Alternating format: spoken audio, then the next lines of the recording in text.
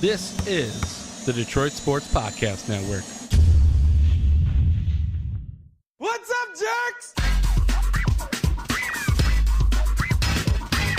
Manning retired. Which one? Both. I like kickers.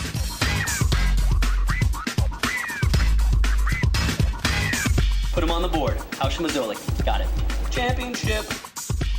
What is up, fellow nerds, and welcome to another episode of the Fantasy Nerds. I am Jason Jarvie. Follow me on Twitter at Jarvie the King. This show is brought to you by the Fan Up Network on the Detroit Sports Podcast Network. We're finally in July, and we're in the home stretch, I feel, to the beginning of fantasy football. Got a lot of stuff to get to. We're finally in the East. We're in the home stretch of going around the league. I got some fantasy prep work that you guys can all do to help you get ready for your drafts.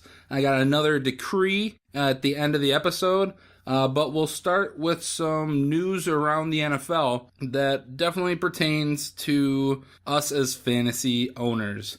Now to begin, obviously Tom Brady. And really, I think any day now, we're going to hear the ruling on Deflategate. Is he going to be suspended 4 games, or is it going to be upheld? Is he going to be able to play the full 16? And that's going to be huge going into draft. Hopefully, the decision gets made before anybody actually has to draft, because it definitely swings his value. Right now, if he does serve the 4-game suspension, he's projected a couple rounds lower, where if he's going to play, obviously you draft him higher. And it'll swing drafts in the league, in whatever league you're in. So definitely keep your eyes peeled. Keep your eyes peeled, your ears to the ground, to figure out what happens with Tom Brady. Another big piece of news this week, Andrew Luck got a gigantic amount of money from the Indianapolis Colts. Now it was definitely expected that he was going to become the highest paid quarterback, and he really actually didn't stick it to the Colts at all. He could have held out and he could have gotten just a ton of money. But I think he actually did the smart thing, where he still is the highest paid quarterback. He didn't get the most guaranteed money of all time. That still goes to Ndamukong Suh. But he took a ton of money. And I'm not sure if this is a guy that I would say the rule applies to. You worry about him after he gets his contract if he's going to be done. I think quarterbacks are kind of in a different mentality. And Andrew Luck is still in the early parts of his career. I'm not even sure if he's in the prime of his career yet. So the Colts have him locked up, and they probably they didn't save a ton of space because they're still paying him $23 million a year likely. But he could have held them hostage for a lot more money. Andrew Luck is going to be fine. Another guy, a fellow Stanford graduate, just like Andrew Luck, Doug Baldwin, I am a little bit more concerned of.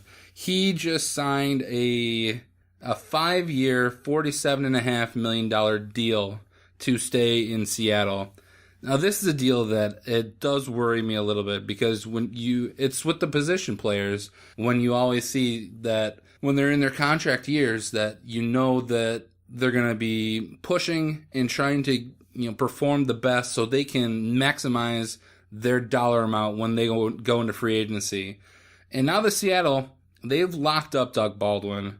And I don't know. I came out last week and I said I came out a couple weeks ago, said Doug Baldwin is going to be a top 3 wide receiver this year. I'm not sure if it concerns me. It does. I don't know. I take that back. It does concern me just a little bit, because I always hate to see when the position receivers, they don't really have anything to play for now. More than likely, Doug Baldwin, still going to be good. It's those lower tier players that I would be more worried about. News came out a couple weeks ago. Darren McFadden, the backup running back in Dallas, broke his elbow over the Memorial Day weekend by trying to catch his falling iPhone. And it came out that he essentially lied. He said that he was in a friend's backyard after a funeral and slipped on cement near a swimming pool. Now, he's already lied once. I'm not sure if we can really trust him. And I'm not sure if we'll ever really get the full story, exactly what happened. But McFadden he's definitely a handcuff guy you'd want to have in your leagues. I think most people expect Ezekiel Elliott to really come in and solidify himself as the top running back for the Cowboys. But McFadden, he showed last year that he still has gas left in the tank. Obviously, this injury sets him back. He'll probably be ready for the beginning of the season. I wouldn't worry too much about him. David Johnson, I came out and I said that he was going to be outside of the top 10. But he's saying that he's embracing all the high expectations that are being placed on him. He said that on a radio show today. Bruce Arians said, I can't say after 1 year's work that David Johnson is one of the best, but he's got a chance to be one of the all-time best. Now, those are huge words. I mean, coming from any coach, coming from Bruce Arians, regardless of who's saying it, those are really, really big words to put on a running back. Now, I've already said, Cardinals running backs, they scare me. They always have a really flashy opening, and then they just kind of go away. I don't think David Johnson, I think he'll probably be around for a while, but I'm just not sure if this season is going to be his really breakout season. He showed flashes last year, and I think that may be more of what he is he's a flash guy. He's a guy who's going to have a game where he gets close to 200 yards and 2 or 3 touchdowns, but then you're also going to have a couple weeks where he has 20 carries for 50 yards and no touchdowns. I'm sure Bruce Arians, he's forgotten more football than I will ever know, but it's my opinion. David Johnson, I'm still worried on him. He's going to be a good running back this year, but he's not going to be a top 10 guy. On the Tennessee Titans, a guy who actually is going to be playing for his contract, Justin Hunter. The dude always seems to be hurt, and he always just seems to struggle. I think this is actually a good thing. If Marcus Mariota stays healthy, Justin Hunter has the ability to be the number one guy there. They have Kendall Wright, they have Harry Douglas, they had Dorial Green-Beckham. There's really no solid number one.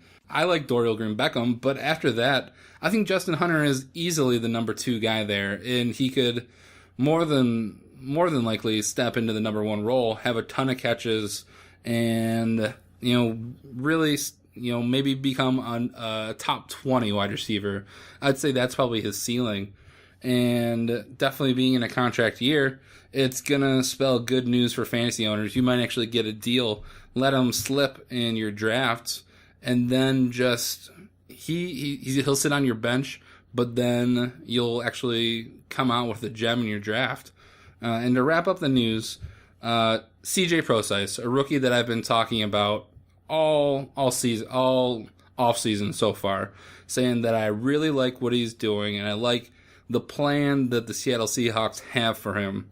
They were a little worried because he had missed a lot of the OTAs, but he came back for the final 2 days of the Seahawks minicamp, and Pete Carroll loved what he saw. He said that he got some really good reps in, that he can get into the open field and move.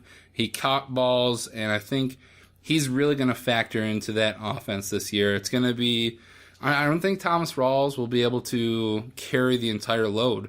So I think CJ Prosise will kind of be like the Theo Riddick in Detroit. That's who I would probably compare him to right now.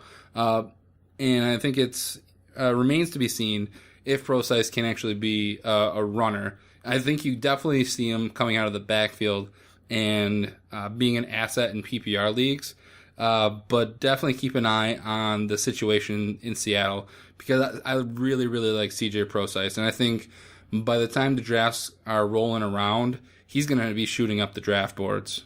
So that wraps it up for NFL news, and we'll move on to our Around the League segment, where I take you around to all the different divisions and the conferences and look at the players that you should be drafting come draft day in your fantasy leagues. Now we've finished the North, the South, the West, and it's time to start in the East, and we'll start with the AFC East. And the top team they're always on top of the AFC East, the New England Patriots, finished 12-4 last year. They could have arguably competed for the Super Bowl last year again, but fell short, obviously, to the Denver Broncos. The first guy you think of when you think of New England Patriots, Tom Brady, obviously. Had an amazing season last year. He was dealing with the same thing that he's dealing with now, that he was facing a 4-game suspension. He got lifted, and all he did was go out and became a top 2 quarterback last season in points. So he's facing the same thing right now, where we're not sure, is he going to be suspended for the first 4 games, or is he gonna just play the full 16? And that it really affects his draft value. If he's out for the first 4 games, I would probably drop him down to somewhere. I'd drop him down to probably the 10th to 15th quarterback. But if he is going to be playing the entire year, he immediately shoots up into the middle of the top 10. And then behind him, the guy that you'd be looking at in case Tom Brady is injured or is suspended for the first 4 games is Jimmy Garoppolo. The guy we've yet to really see him in a game situation, and he might have some value, but I'm not drafting him too early. I'd let somebody else draft him higher. But if you see him late in drafts, it might be worth it to pick up Jimmy Garoppolo, because you never know what he could do if he is the starter for those first 4 games. They do have talent all around them, and it's definitely possible, but it would take a Herculean performance by him to dethrone Tom Brady. So some of the weapons that they have around this team, you look at in the running backs. Dion Lewis is coming off injury, and he really came on last year and asserted himself as the top running back. He's a threat running and catching the ball out of the backfield. The injury really hurt him because it set everything back on that team. He really became a key cog in the offense. Same thing with their other running back, LeGarrette Blount. Dude got injured, to finish the season, and I think he was relied on a little bit too much. That offense probably works better when you have the tandem of Dion Lewis and LeGarrette Blount. Look, you're gonna be wanting to watch during training camp. See how Dion Lewis, how LeGarrette Blount are coming back from their injuries, and then draft them accordingly. Behind them, you got Brandon Bolden and Donald Brown, who they just picked up. None of those guys are really sexy, but you're gonna wanna know about them, obviously, because that offense is so good. I'm not sure if I'm drafting them. If I am, I'm waiting till late in your drafts. But I would more just let them go undrafted, and those will be big waiver wire pickups if there are any injuries. At wide receiver, yeah, Julian Edelman. This team was racked with injuries, and Julian Edelman is one of those guys who suffered last year. When he's healthy, he has the ability to be a top 10 wide receiver, and that's what you got to hope going into this season, that Edelman can stay healthy for, more than half of the season. And if you get that, he's really an asset on your fantasy roster. He can help you win fantasy games. Behind him, it's a host of people. You got Danny Amendola, who he did okay. He was expected to kind of fill the role of Edelman last year, and he's not the same thing. He has some value, but I don't want to rely on him as being a starter. He's really, the rest of the guys on the Patriots are just filler on your rosters. Danny Amendola is the best of the bunch, though. Behind him, you have Chris Hogan and rookie Malcolm Mitchell. I always like to go with rookie receivers first because you never know what you're going to get. You never know. Malcolm Mitchell may come in this year and be a star. Yeah, you never know. So I would go with Malcolm Mitchell over Chris Hogan. And then they do have Nate Washington on their team, but I think he's on the roster bubble, and he may not even make the team come week 1. So definitely keep an eye, see how that goes throughout training camp. And really the main option on this team, Rob Gronkowski. The dude is really redefined tight ends in the NFL. He can do everything. He's not particularly fast, but kind of like Marshawn Lynch, he has just this motor, and once he gets a full head of steam, you can't bring him down. He's a red zone threat. He can make amazing catches, and Gronkowski he's arguably a first round pick. And this season they actually finally got him some help. Ever since Aaron Hernandez, obviously the dude's in jail now for murder, but they finally brought in a complement to Rob Gronkowski. When they did have Gronkowski and Hernandez, they were a very dangerous tandem and were both top tight ends. And they brought in this season from free agency Martellus Bennett, who's been a really good option in Chicago for the past couple of years. He does have some injury problems, but I think on the high side, Gronkowski and Bennett, they have the possibility to just spread out teams, and they both could have really good seasons. So to wrap up the New England Patriots, Tom Brady, if he is suspended, I would look for him somewhere in the 7th or 8th round. But if he turns out that the suspension is upheld, then I'd feel comfortable in the 5th round. Somebody may go high and draft him in the 4th, but around the 5th round is where I'd look for Tom Brady. And then for Jimmy Garoppolo, because Tom Brady's coming back regardless, I would look for him later in the draft. Just if you're not comfortable with the quarterbacks you have already at that point, Garoppolo might be an interesting person to pick up. And if anything, he could be trade bait really early in the season if he does come out and have some, a good first and second games. And also, obviously, if you draft Tom Brady, Garoppolo could be the handcuff, and that way it's a seamless transition between Garoppolo and Brady. Deion Lewis, I'd look for him. I could see him going as high as the 4th round, but because he's coming off injury, I'd feel more comfortable in the 5th going into the 6th round. LeGarrette Blount, I'd look for him even later in the 10th round, maybe a little bit later than that. And Brandon Bolden, Donald Brown, unless you're really just looking to fill depth on your roster, I would let those guys go undrafted. A wide receiver, Julian Edelman, at the high end, I would probably put him in the 4th round. Danny Amendola, I'd look for him in the middle to late rounds. And Chris Hogan, Malcolm Mitchell, I would let those guys slide to late round picks, maybe even the last round, or just let them go undrafted. Rob Gronkowski, arguably, you can put him in the 1st round of your drafts. And then Martellus Bennett, I'd look for him because he's always going to be second fiddle to Rob Gronkowski. I'd look for him in the middle part of your drafts. So moving on to the next team in the AFC East, they finished the season 10-6, did not make the playoffs though, and they're in a lot of turmoil right now. The New York Jets. And it all's because of Ryan Fitzpatrick.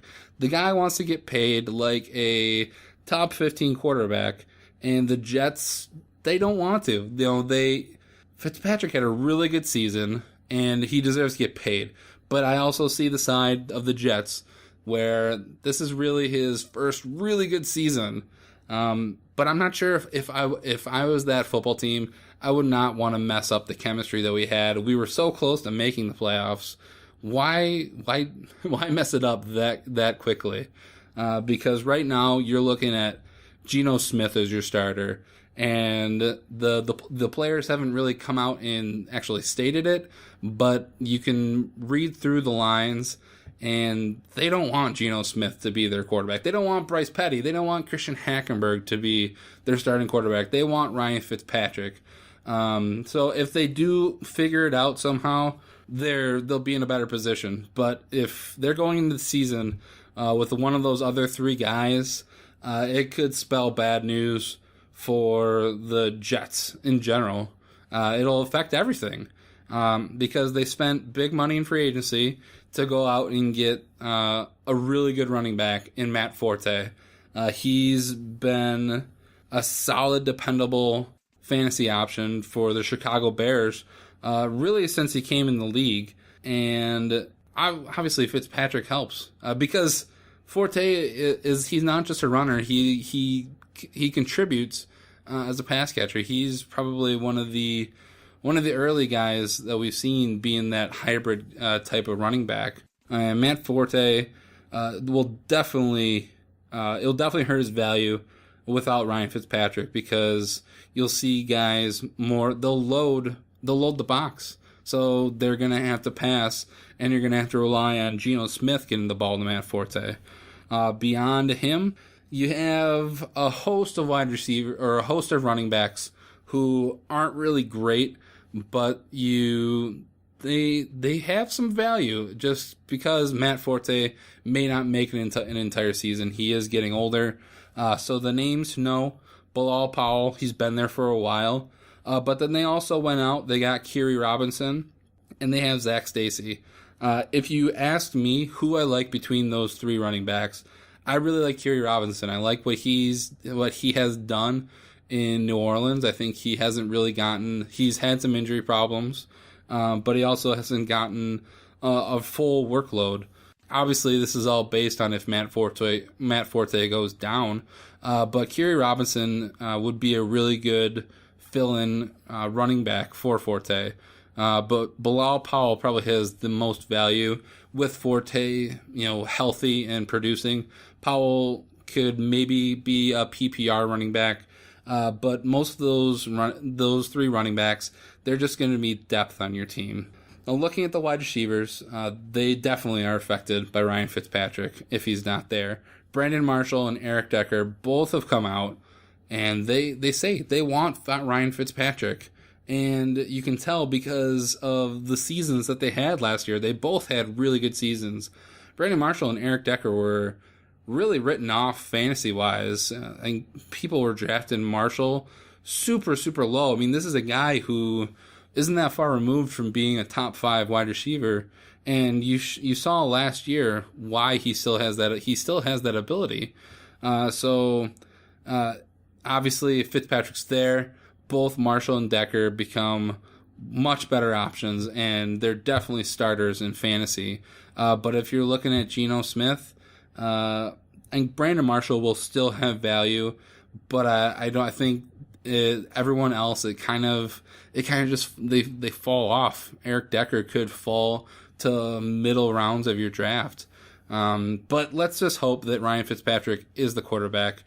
Because it'll also help Devin Smith.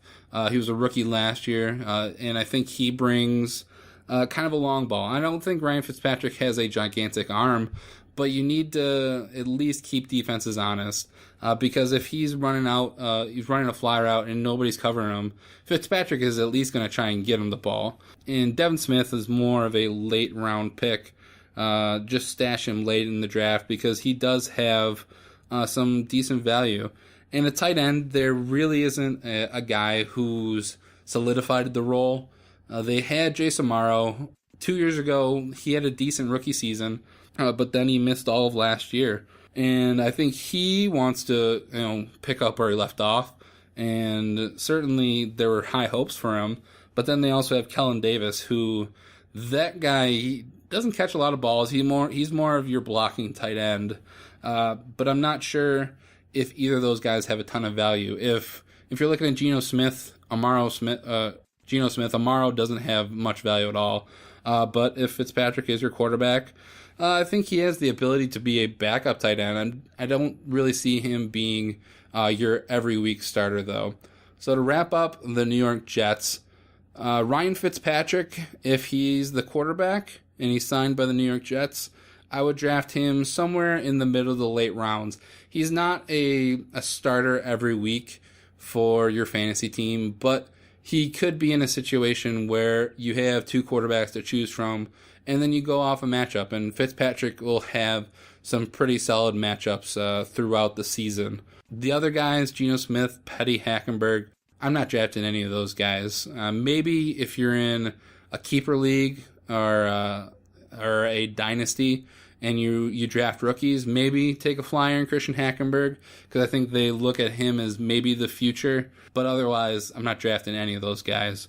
Matt Forte, I think he's worthy of at least a 4th round pick. If he drops any lower in your drafts, he's going to be a steal for somebody. And then for the other guys, Powell, Robinson, and Stacey, anywhere from the middle to the later rounds of your draft, they're really just going to provide you depth on your team. I don't want to rely on any of those guys to start for me in a game. Brandon Marshall, this is based on if Ryan Fitzpatrick is their quarterback. I think he shoots back up into drafts this year, and I think you look at him in the 3rd round, and Eric Decker, I'd even draft him as high as 5th round, because both of those they're all-star wide receivers, and they have the ability. And then Devin Smith, I would look more later in the draft, take a late round flyer just for the possibility of what he could be. And then for Jason Morrow or Kellen Davis, I would probably let those guys go undrafted. Maybe Jason Morrow really, really late in the draft, but that's only if you want to draft a backup tight end, which I won't blame you if you don't draft a backup tight end. And that does it for the Jets. And I'm going to take a quick break. When I come back, we'll finish up the AFC East with the Bills and the Dolphins. We got some fantasy prep to go over, and I'll give you the King's Decree. You're listening to the Fantasy Nerds on the Detroit Sports Podcast Network. The Fantasy Nerd Show is sponsored by the Fan Up Network. They've developed the ultimate fantasy football app. It's a one-stop shop for everything you need. You can track teams and scores across multiple platforms, get latest injury and player news, and access to expert advice. See the hot trends with waiver pickups and drops. It has everything you need to manage all your fantasy football teams. Android users can get the app in the Play Store, and an iPhone version is now available in the App Store. Go to fanupnetwork.com to learn more and follow them on Twitter at fanupnetwork.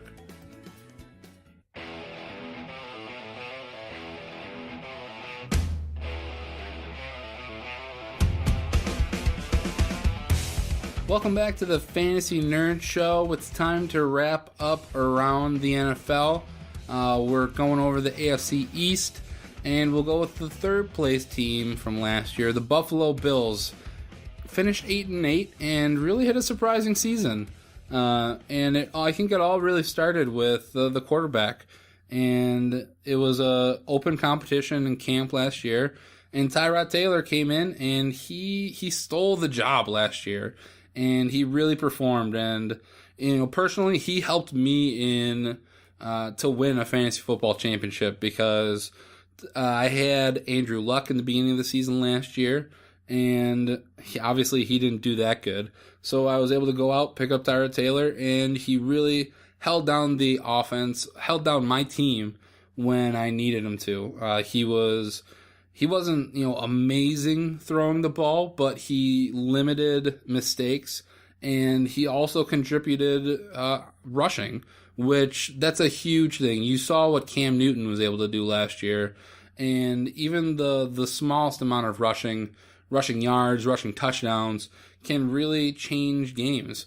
So Tyrod Taylor comes in again this year.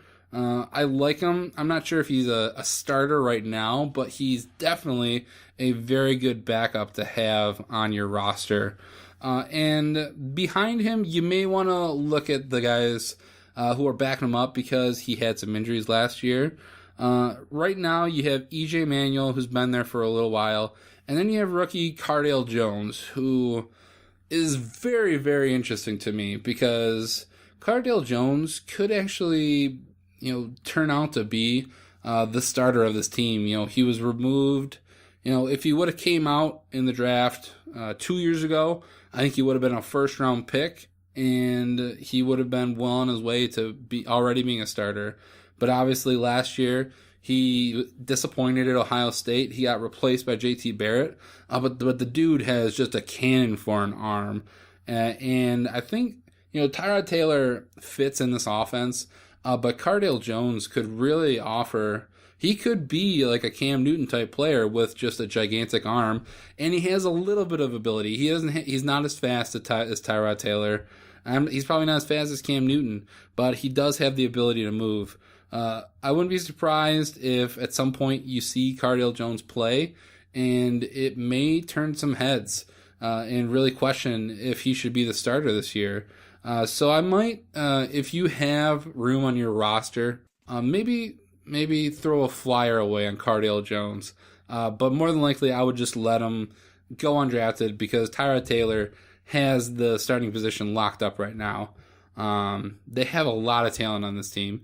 They went out and they signed LaShawn McCoy last year, and even though he had some injury troubles for a little bit last year, he really produced. He came in and he was the LaShawn McCoy that we've seen his entire career, and people should treat him. I think there's a little bit of a question mark how he would do, but he really answered those doubters' question, and he's a top running back in fantasy football. You were also surprised by the rookie running back that they had last year, Carlos Williams. Dealt with some concussion problems, and that's definitely something that you're going to want to watch throughout his career, if not just through training camp, just to see how Carlos Williams progresses and if he's going to be prone to more concussions. But he's a very serviceable backup, and he's probably going to vulture some touchdowns this year. You look at what Mike Tolbert used to be able to do in San Diego, and I really look at Carlos Williams. I think he's the same type of running back. LaShawn McCoy is going to get all the yards, and then you bring in Carlos Williams when you're on the 3-yard line, and you need to pound the rock in. So he's definitely worth. He's a higher draft pick. He's not worthy of starting. He could be a flex player at times, but more than likely he's just going to be a really good backup on your team. They don't have a whole lot behind them. You saw when Williams and McCoy were out last year that they just really couldn't get a ton done. So they still have Daniel Herron and Mike Gillislee. Both of those guys really shouldn't be drafted. If anything, maybe late round depth. But those guys, if McCoy and Williams are hurt, there's probably better options than what's left on the Buffalo Bills. They have a really, really talented wide receiver in Sammy Watkins, who, even though he's dealt with injuries, I think we saw last year that he really has the ability, and that they drafted him so high for a reason. When he's healthy, when he has a good quarterback throwing him the ball, Sammy Watkins has the ability to be a top 10 wide receiver. I'm not sure. He's probably like on the low end of what I'd want to be for my number 1 wide receiver on my team. If he's my number 2 wide receiver, I am extremely happy because he's a very good second option. After him, you got Robert Woods, who has been serviceable, and really he's a solid depth wide receiver to have on your team for bye weeks, and if injuries happen. He can step in and he'll have a decent game here and there. He's not nearly as good as Sammy Watkins, but he's gonna be dependable. He'll get you, 4 receptions, 50, 60 yards, and maybe a touchdown. But he's not that great. Beyond them, you have a bunch of guys who they might do good, but a lot of times they're just gonna, be question marks on the roster. And you look at Jarrett Boykin and Marquise Goodwin. Both those guys I see them as, you tell them to run a fly route and Taylor will try and get him the ball. And it's the typical boomer bust players. They're going to have 2 receptions for 80 yards and a touchdown, or they're going to have absolutely nothing for the game. So yeah, I probably wouldn't be looking at drafting those guys until really late in your drafts. And then at tight end, Charles Clay, he had a pretty decent season last year, always is dealing with injuries. I think he's right on the edge of being a starting tight end for fantasy football. But I feel better more with having him as my backup. So to wrap up the Buffalo Bills, Tyrod Taylor, I would look for him in the middle to late rounds of your draft. I'd want him as my backup quarterback. And then Cardale Jones, maybe take a flyer late in the draft. No earlier than that, though, because he's a backup quarterback, and you don't really need to waste too many spots for backup quarterbacks. At running back, LaShawn McCoy, I draft him as high as the second round. If he falls any lower, you're getting a steal in the draft. You can make an argument for him being in the first round, but with all the points that wide receivers are getting nowadays, I think LaShawn McCoy falls into the beginning part of the second round. Carlos Williams, I look for him more. You'll probably see people draft him starting in the 7th round. I feel more comfortable in the 8th or the 9th round drafting Carlos Williams. And then Daniel Herron, Mike Gillisley, let those guys go undrafted because, as I said, there's going to be other guys out there that are better than them on the waiver wire. Sammy Watkins, I'd look for him starting in the 3rd round because if the drafts go any way that I'm predicting, there's going to be a lot of wide receivers going in the first couple of rounds. So Sammy Watkins, I'd look for him in the 3rd round, and I wouldn't be surprised if he's the 10th or 11th wide receiver off the board at that point. Robert Woods, he's more of a middle to late round draft pick. He's a dependable backup on your roster, but I don't want to rely on him being a starter. Jarrett Boykin, Marquise Goodwin, let him go undrafted. Charles Calais, I wouldn't feel bad letting him go undrafted because he always kind of seems to be that guy when you're looking for a tight end on the waiver wire, and Charles Clay just seems to be there. So if you're drafting him at all, you draft him late because he'd be a dependable backup tight end. So the final team in the AFC East, Miami Dolphins, who they have some interesting players, but they're not that great. Ryan Tannehill, I think people were making a lot out of him last year. I think they expected him to be really a great quarterback, and it didn't really happen. They have some pieces around him, but I think it's still gonna take a little bit of time for Ryan Tannehill to be a really dependable fantasy quarterback for you. At running back, they let Lamar Miller walk, and they're really going into the unknown with their running back position right now. They're going to be depending on Jay Ajayi to be their every down back. He was dealing with injuries for the majority of last season, came in later, and didn't really wow people. So it's kind of a crapshoot right now. He's the number one guy, but you never know what's going to happen with that offense. They do have some decent receiving options. But to finish out running backs for the Dolphins, Kenyon Drake is a rookie that they got this year from Alabama, who I kind of like CJ Prosise. I like the ability that he has. He reminds me a lot of what TJ Yeldon was when he was at Alabama. He's a taller running back. He's a pass-catching running back.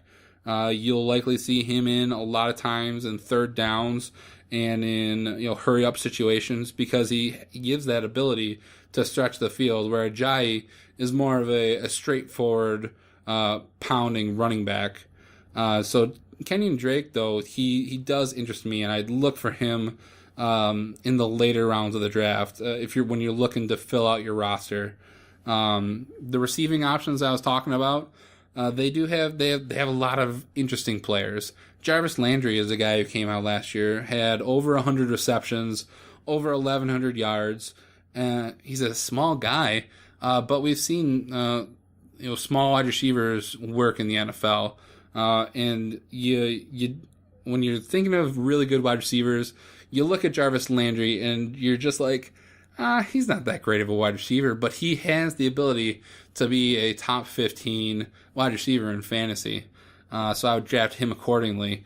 Then they had the second-year guy in Devontae Parker, who kind of stepped in when there was injuries last year. He had his own injuries to deal with, but I think he showed why they spent such a high draft pick on him.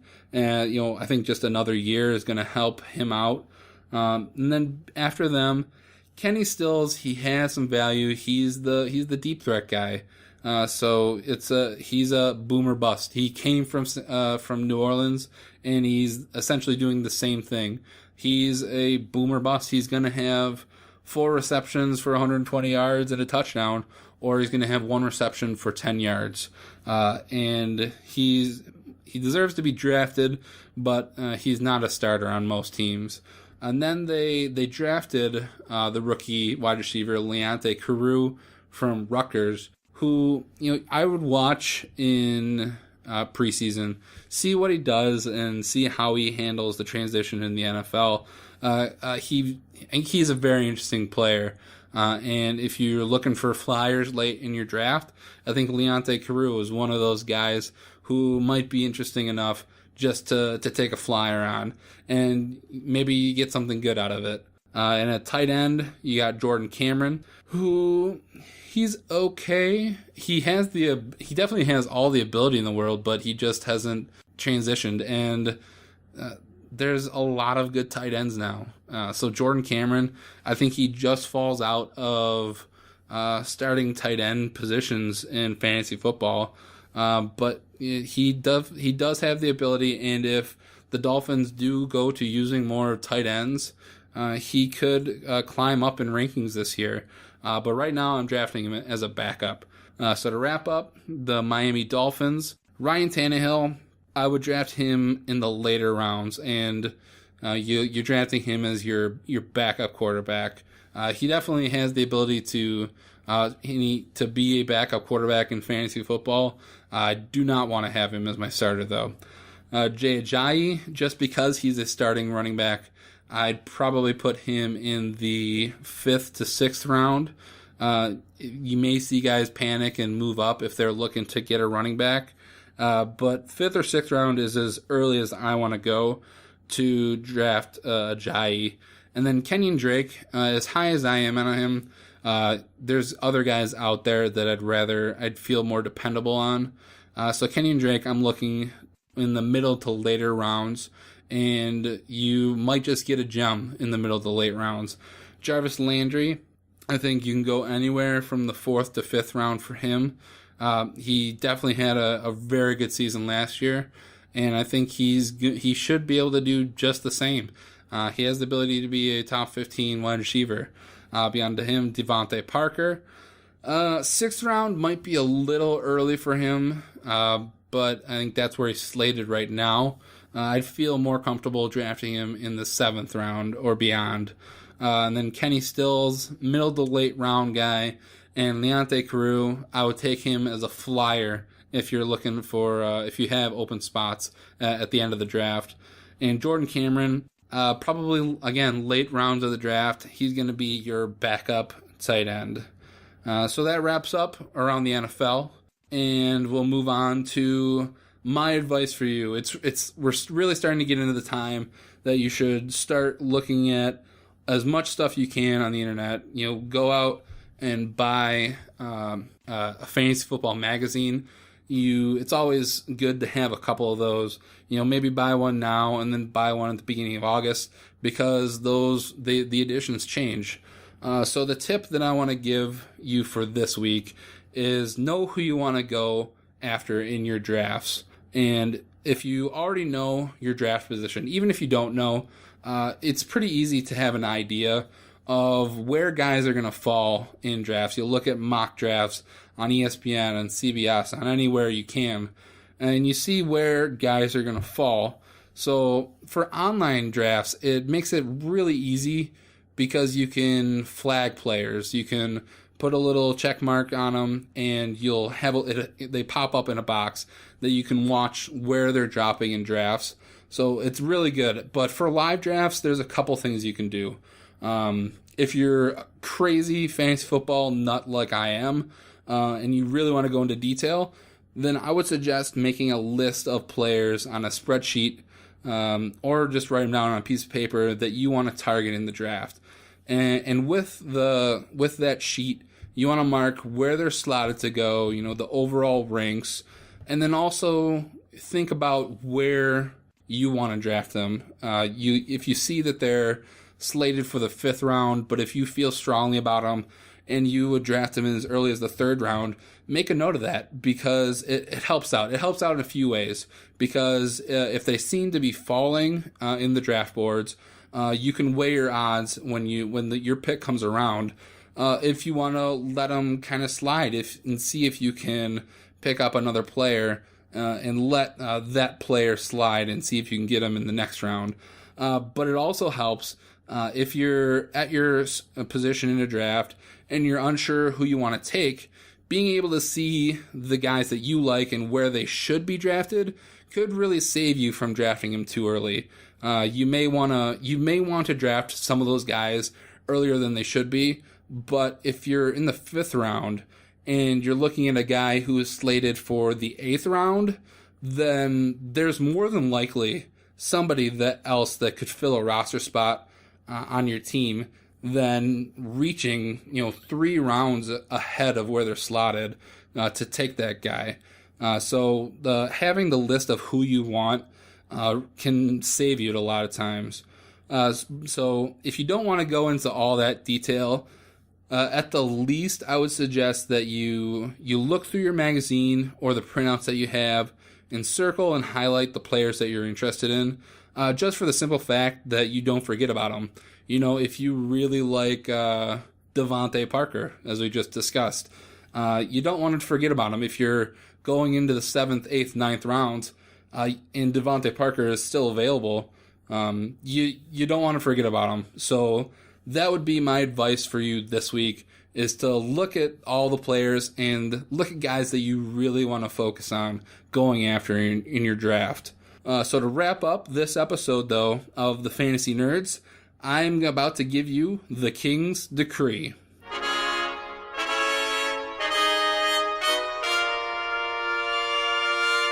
Each week, I give you a bold prediction, and I've now marked them all down of everything I've had, and we'll check back later in the season just to see how right I was or how wrong I was. So I've gone for 2 quarterbacks, 2 running backs, and 2 wide receiver predictions. So now I think it's time to predict something for tight ends, which is, there isn't a ton of predictions you can make other than the big guy, Rob Gronkowski. And my prediction for Rob Gronkowski is that he's not going to be the top tight end this year. Now, I'm not saying he's going to be awful, that he's going to have just a dud of a season. I still think he's going to be good. But I really see there's a lot of potential at tight end this year. In years past, it was really Rob Gronkowski, Jimmy Graham, and then everybody else. But I think throughout the years, it's really there's been a ton of talent that's come into the league. Right now, going against Rob Gronkowski, though, if Tom Brady's suspension is upheld, that's already a strike on him. It's going to hurt him for the first 4 weeks. And then for the first time in a few seasons, there's a second tight end that can actually complement him in Martellus Bennett. I'm not sure how much Bennett's going to eat into his production, but that's, anything. Even if it's 3 or 4 touchdowns that Bennett is stealing away from Rob Gronkowski, that hurts his value as a tight end in fantasy football. And then to look at the talent that is there of people who could dethrone him, just to name a couple: Jordan Reed, Greg Olsen, Delaney Walker, Colby Fleener, Tyler Eifert. All those guys have the ability to be the top tight end. Jordan Reed, if he stays healthy for an entire season, I really think he could be. Even if Rob Gronkowski had Tom Brady for an entire season, Reed is gonna. He'll definitely battle Rob Gronkowski. If Greg Olsen, if he can be more of a red zone threat, he has the ability. Delaney Walker, he's gonna have, if he can keep Marcus Mariota all season. Colby Fleener, I've already talked about him. I think he's gonna have a big jump this year.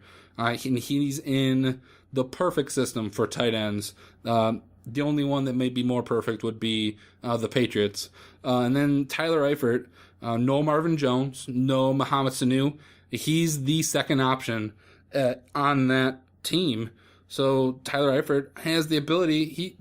All these guys are going to be scoring a bunch. And I think all those reasons I just gave you are reasons that they could get closer to Gronk.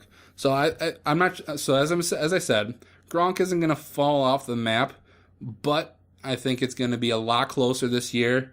And Rob Gronkowski will not be the top tight end, and that is the King's decree.